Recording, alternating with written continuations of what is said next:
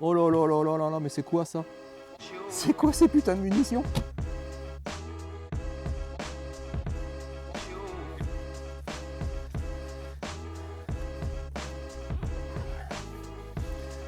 Salut à tous et bienvenue dans une nouvelle vidéo Magnum 44, dédiée encore une fois, vous avez vu, au 22 long rifle.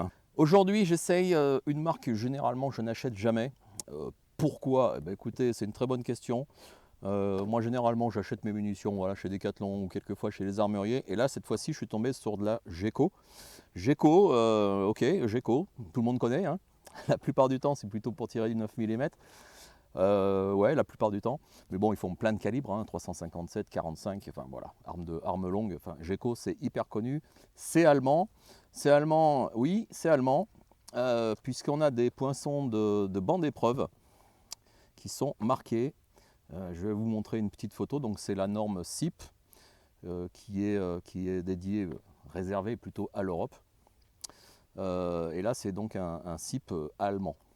Mais Geco, ça fait partie d'un groupement, RUAG. RUAG qui en fait, comment est-ce qu'on pourrait dire, englobe beaucoup de marques, dont Geco. Je crois qu'il y a Cellier Bello aussi, je crois qu'il y a même une marque américaine qui est dedans. Si c'est vrai, je vous marquerai ce que c'est. Sinon, je fais peut-être une petite erreur, c'est possible.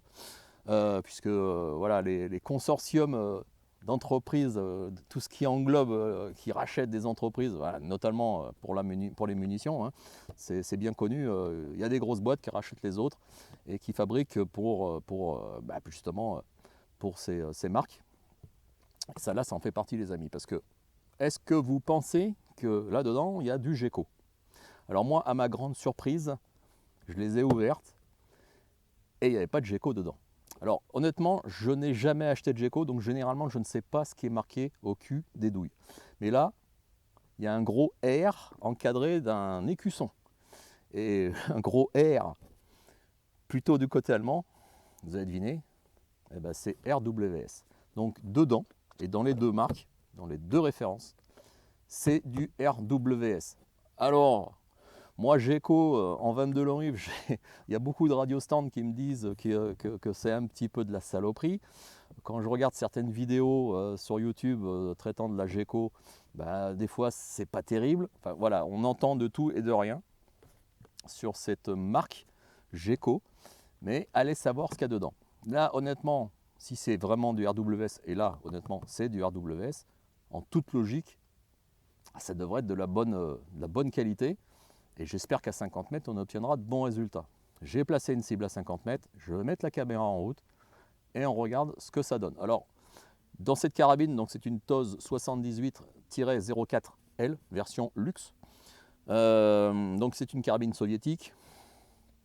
On va voir ce que ça dit. Alors moi honnêtement, j'ai placé la cible à 50 mètres, je veux voir les groupements. La lunette, je ne vais pas la régler, je vais viser plein centre, ça bourre, ça va peut-être se balader sur la cible, mais l'intérêt c'est de voir le groupement. Et c'est de voir si ces munitions sont de bonne qualité, fabriquées correctement et assez régulières. Ce qu'on demande, c'est quand même une régularité sur ces munitions-là. Normalement, c'est ce qu'on souhaite en tant qu'amateur, en tant que tireur de loisirs. Trouver la meilleure munition. Donc, ça, c'est de la RWS, donc de la Geco Rifle, 22 Rifle, donc tout ce qui est de plus standard, optimisé donc pour les carabines.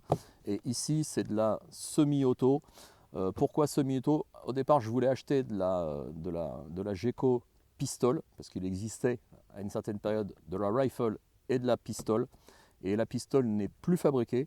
Ils ont changé ça en semi-auto, donc on peut tirer avec des carabines semi-automatiques et aussi des pistolets revolver avec ces munitions. Donc les versions Geco pistol n'existent plus apparemment.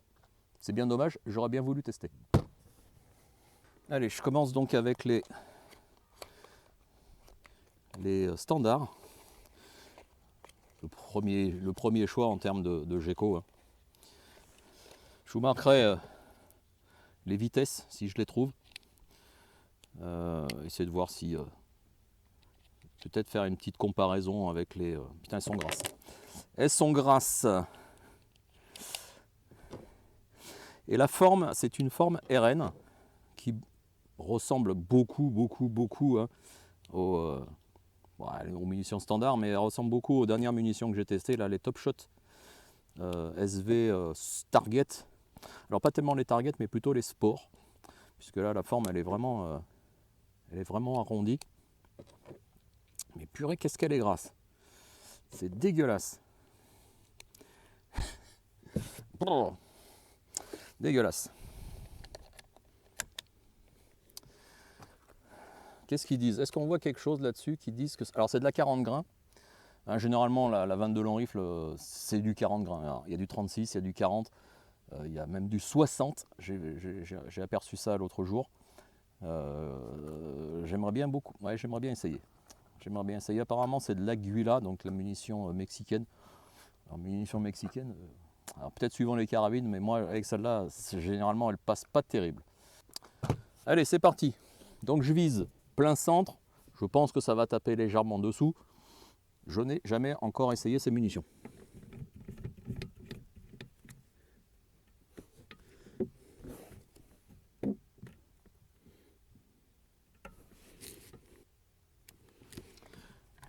En fermant la culasse, c'est mieux.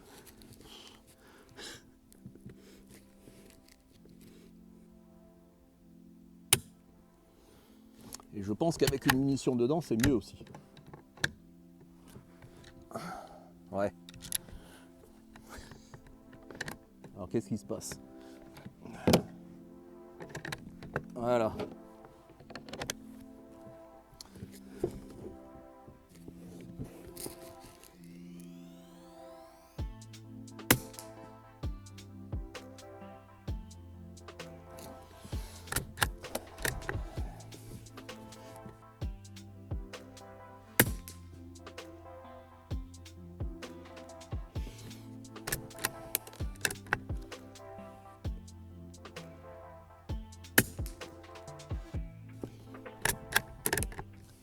Ils font pas de bruit. Hein. Honnêtement, bon, avec mon RDS de marque SAC, ça réduit quand même sacrément les bruits et honnêtement, j'ai pas besoin de casque, mais alors pas du tout.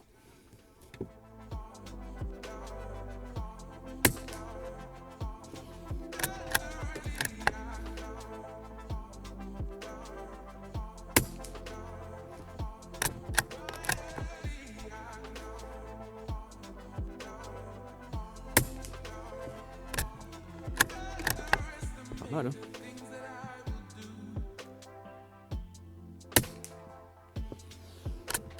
Allez.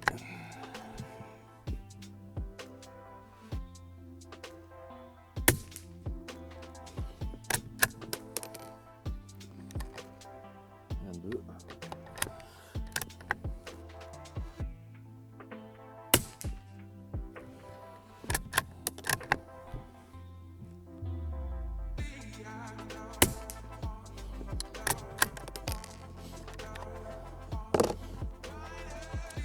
Écoutez, je suis surpris. Pour une première avec les Geco, donc Geco Rifle ordinaire, hein. Bah, c'est pas si mal. Bon, il n'y a pas un gros trou comme j'ai pu faire avec les Top Shot Sport, mais honnêtement, elles sont pas mal. Hein. Franchement, elles sont pas si mal que ça. Hein. J'y vois un petit peu mieux avec la parallaxe. Je l'avais réglé sur 100. Effectivement, j'y vois un petit peu mieux quand c'est réglé sur 50. C'est un peu idiot de ma part. J'y pense pas forcément. Ouais, c'est pas mal. Hein. Allez, on essaye maintenant donc les semi-auto. Les semi-auto, alors c'est pareil, hein, si je trouve pas la vitesse là, ici, si je vous le dis pas tout de suite, je vous marquerai si je trouve honnêtement la vitesse. Normalement, elles sont plus élevées. Elles devraient faire normalement un tout petit peu plus de bruit. Mais bon, sait-on jamais.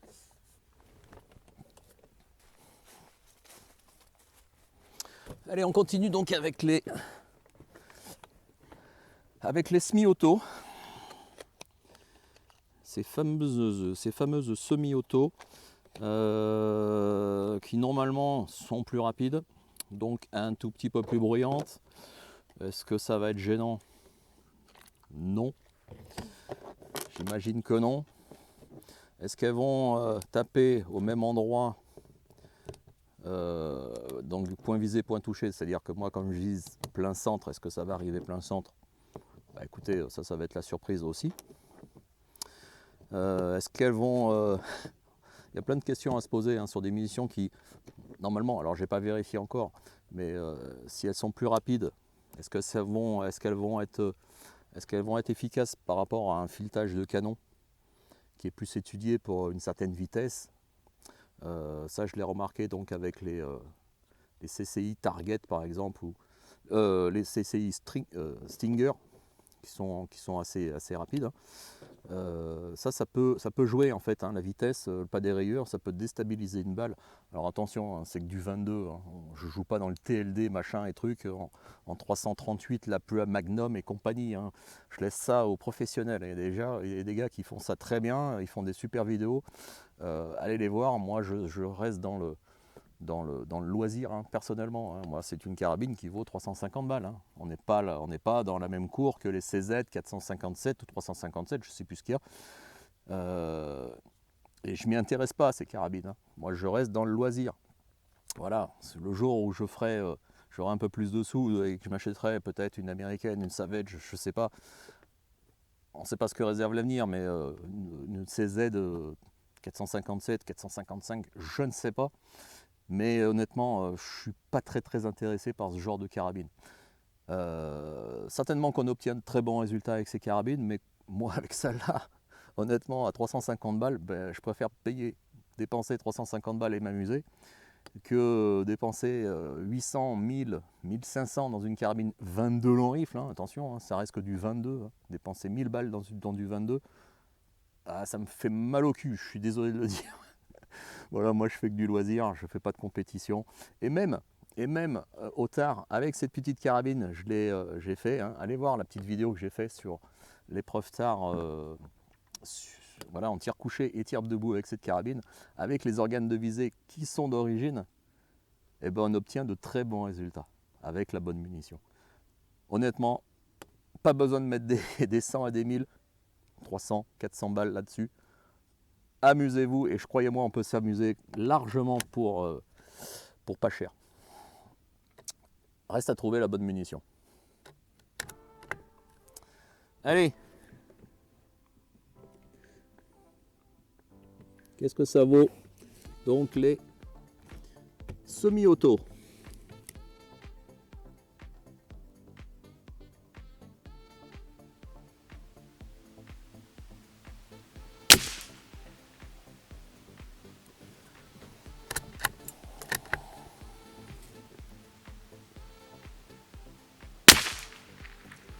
Oh, cette différence de bruit. Ah non, mais sur deux munitions, bruit différent, je pense qu'il y a un problème de poudre. Déjà là, il y a une différence. C'est absolument pas normal. Putain.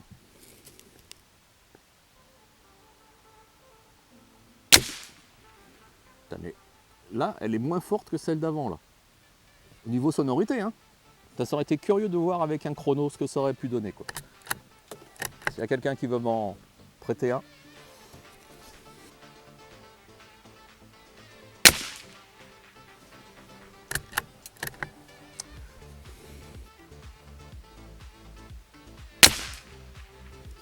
Putain, c'est quoi ces différences là? C'est impressionnant, quoi. Oh là là là là là là, mais c'est quoi ça? C'est quoi ces putains de munitions?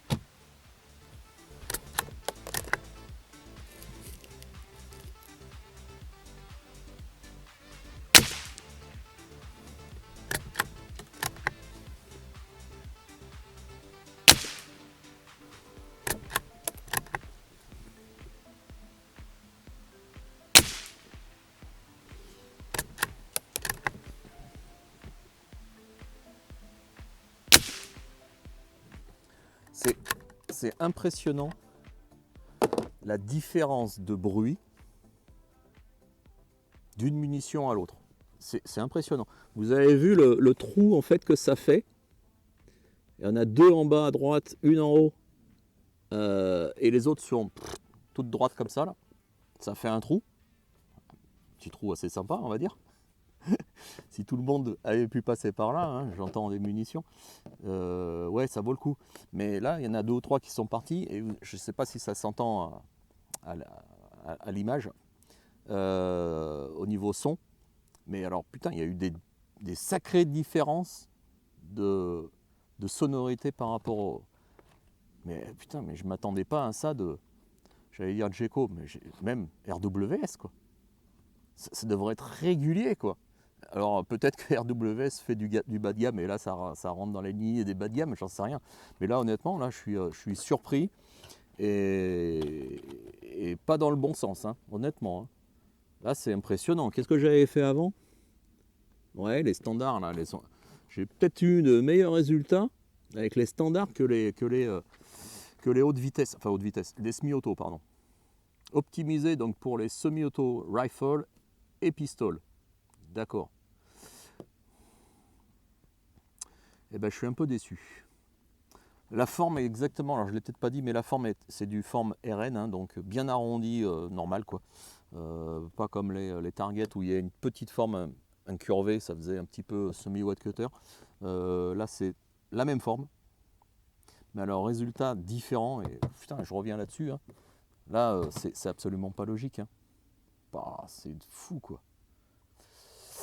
Ouais, bon bah écoutez, je suis un petit peu déçu par celle-là. Celle-là, grosse surprise et agréable surprise. Celle-là, ça me laisse sur ma faim, honnêtement.